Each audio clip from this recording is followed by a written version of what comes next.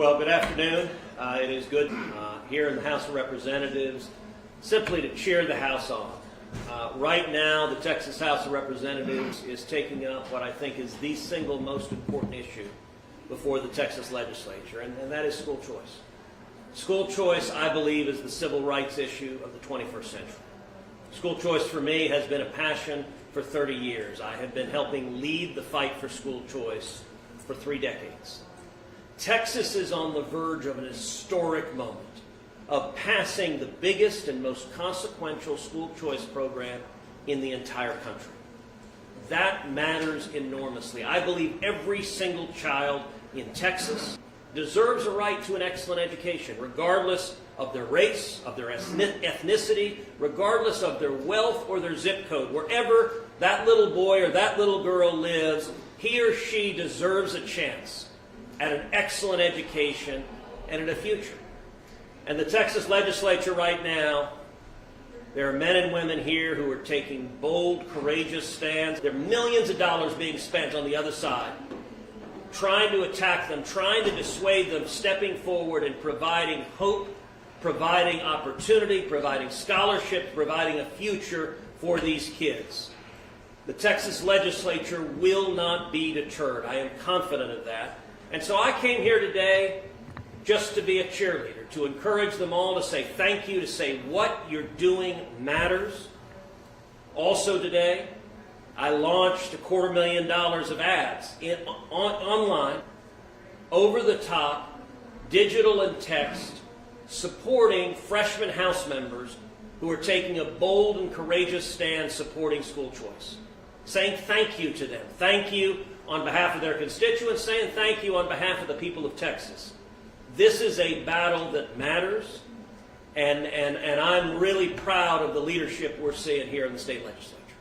Happy to take questions. Senator Brett Johnson, the Texan. Most of the criticism or opposition to this comes from the left, but we are seeing kind of a swell on the right. What's your pitch to critics of school choice legislation on the right flank? Well, listen, we have seen now choice implemented across the country. I think back 30 years ago when I first got involved in the school choice movement.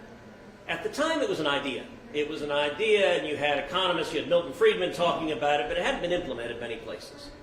And 30 years ago, you would see a lot of scaremongering. People would say, for example, if you give parents a choice, if you give kids a choice, it will destroy the public schools.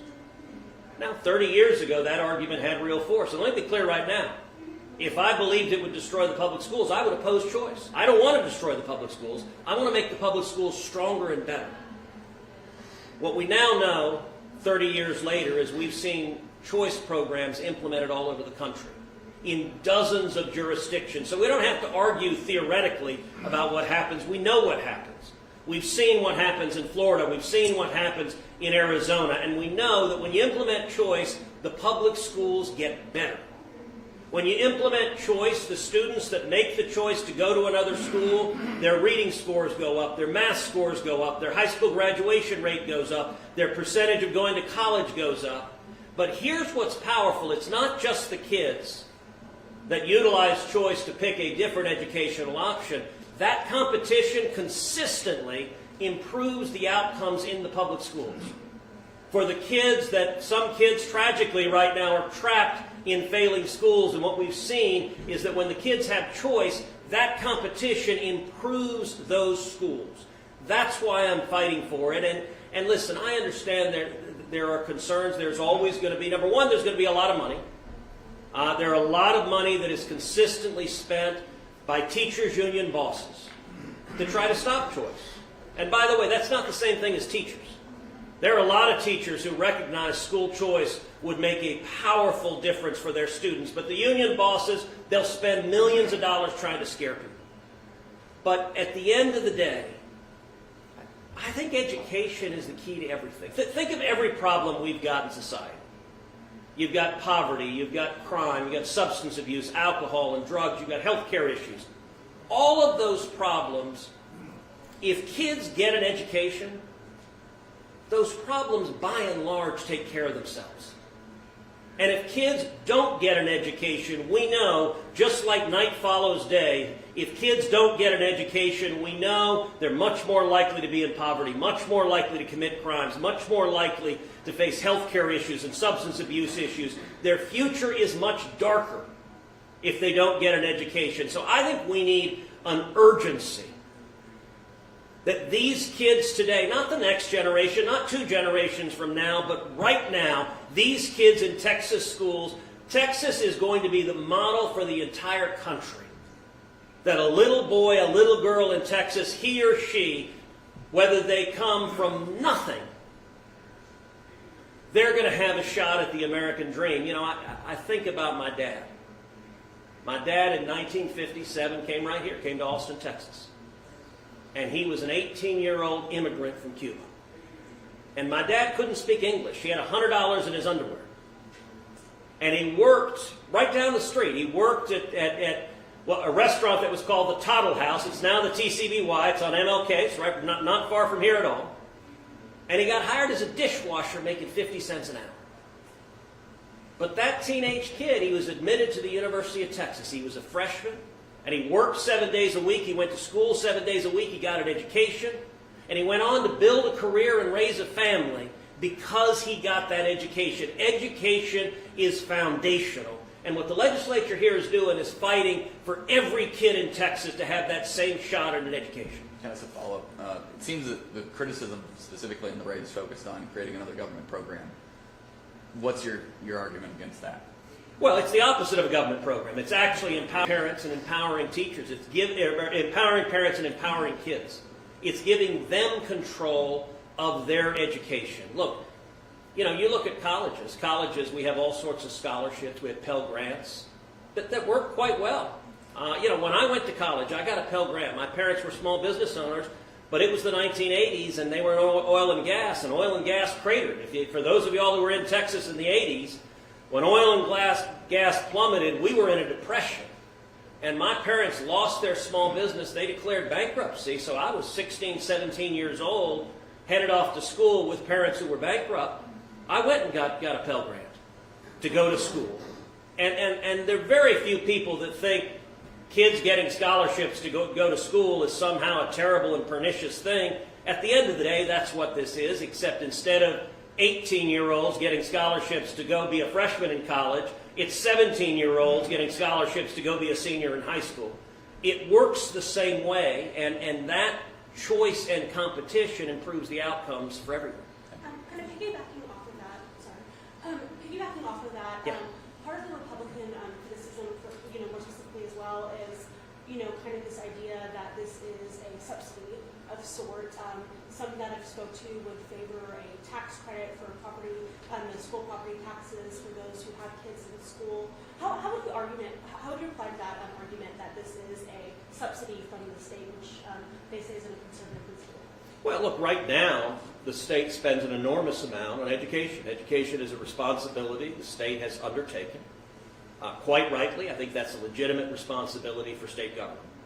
And if the state's going to undertake that responsibility, it should do so in a way that works. It should do so in a way that is effective. And we've seen school choice makes the entire system a whole lot more effective. And so in terms of the dollars being spent, look, we're spending money now on education. This doesn't take money from the public schools. What this does is give parents and kids additional resources. And those resources benefit not just the kids that receive it, but they benefit all the other kids because of the competition. You know, if you look back in 2017, I authored and passed the single most far-reaching federal school choice legislation that's ever passed into law. 2017 was when we were passing the Trump tax cuts. And I introduced an amendment to take college 529 savings plans and expand them to apply to K through 12 education. And the amendment, we took it up at 1 in the morning on the floor of the Senate, and it was very heavily contested. It ended up being a 50-50 vote on the floor of the Senate, evenly divided, and at 1 in the morning, the vice president came and cast the tie-breaking vote. It passed into law, and today, as a result of that legislation that I authored, parents and grandparents can contribute to a tax-advantaged account for public school, private school, parochial school, religious school, their choice, up to $10,000 a year per child.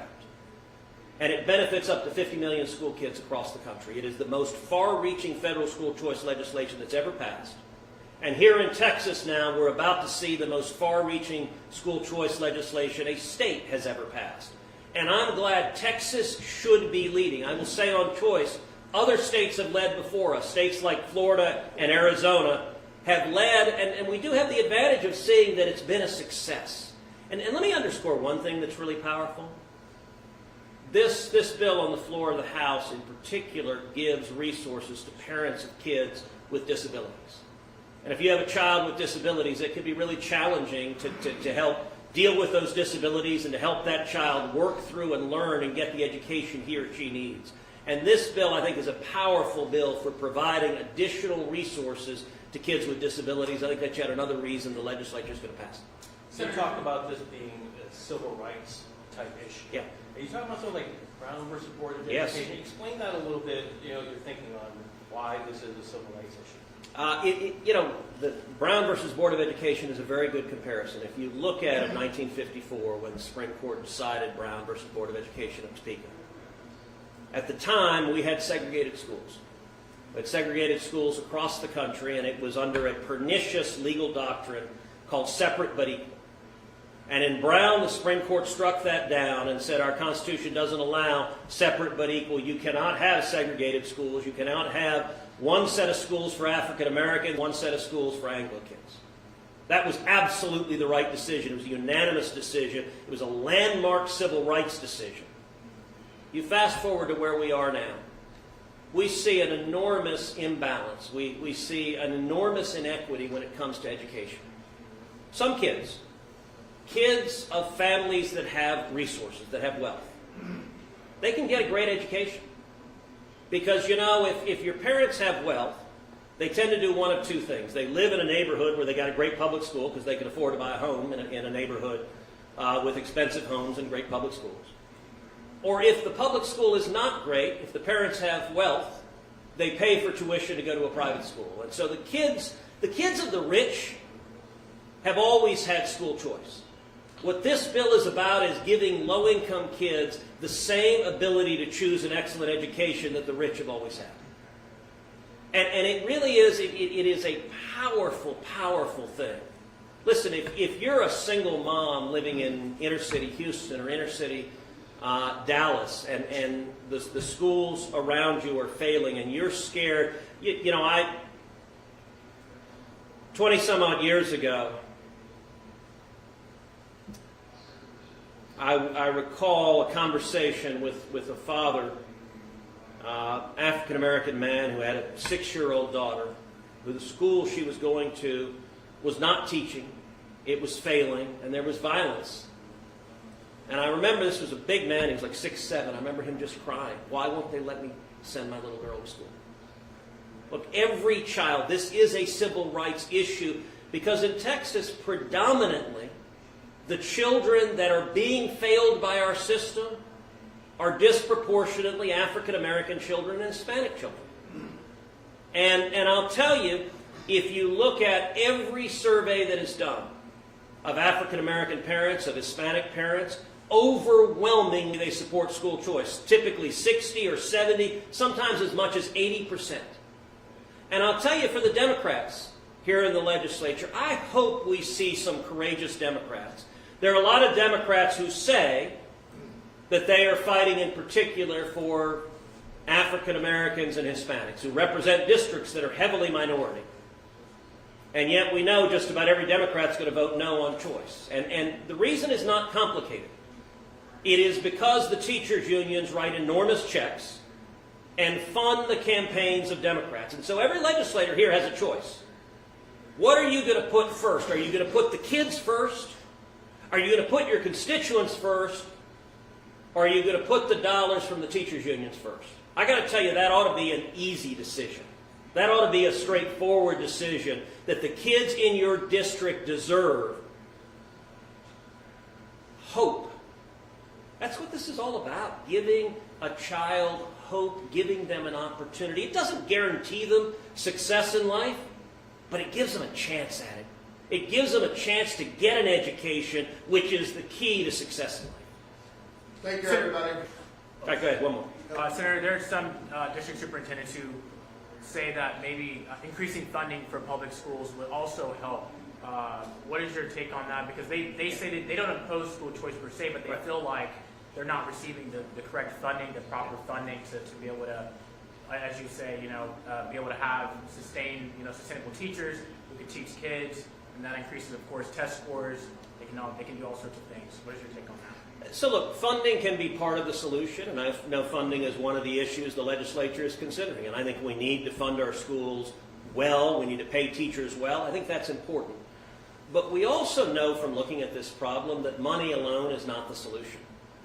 There are a lot of schools where there are massive amounts of money and you still have terrible education results. You look at Washington, D.C.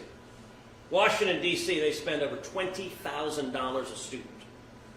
And yet the educational results are terrible. I'll tell you a stat. I remember one of the first big cases that went to the U.S. Supreme Court on choice. And it was a case that was challenging the state of Ohio's school choice program. Ohio adopted it because the Cleveland public schools, at the time this was adopted, here's the stat that is amazing. A ninth grader entering the Cleveland public schools at the time was statistically more likely to be a victim of violent crime at school than he or she was likely to graduate on time in 4 years. That's a horrifying statistic. And it's why the state of Ohio said, you know what, we're going to lead on choice. We're not going to leave kids in schools where they're more likely to be a victim of violent crime at school than they are to graduate on time in 4 years. And that urgency matters. And so look, is money part of the solution? Sure, it can be.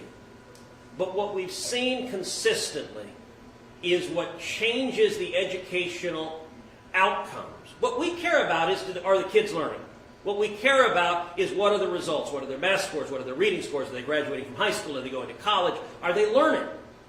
And what we have seen is the single biggest thing that changes educational outcomes is school choice, is competition, is the parents having the choice to send their kids to the best option available to them. All right, thank you guys. Thank you, everyone.